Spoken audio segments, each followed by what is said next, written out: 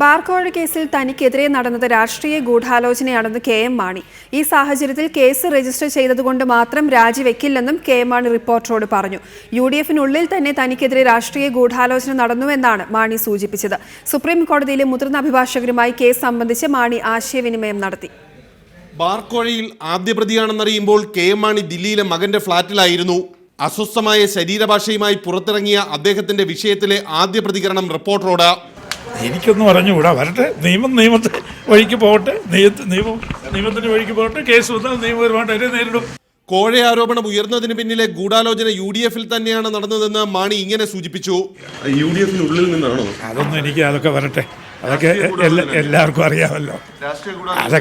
അറിയാമല്ലോ, അത് വരട്ടെ. ഞങ്ങളുടെ പാർട്ടി അതിനെപ്പറ്റി അന്വേഷിച്ചുകൊണ്ടിരിക്കുക. തെറ്റായ ആക്ഷേപമായതിനാൽ കേസ് രജിസ്റ്റർ ചെയ്യപ്പെട്ടെങ്കിലും രാജിവെക്കില്ലെന്ന് കെ.എം. മാണി വ്യക്തമാക്കി. ചരക്ക് സേവന നികുതി നടപ്പാക്കുന്നതുമായി ബന്ധപ്പെട്ട സംസ്ഥാന ധനമന്ത്രിമാരുടെ യോഗത്തിൽ പങ്കെടുക്കുകയായിരുന്നു കെ.എം. മാണിയുടെ ഇന്നത്തെ ദില്ലിയിലെ ദൗത്യം.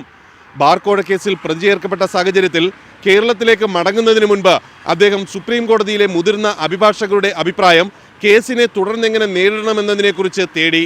ക്യാമറമാൻ ധനേഷ് പേരാമംഗലത്തിനൊപ്പം ആർ. രാധാകൃഷ്ണൻ, റിപ്പോർട്ടർ, ദില്ലി.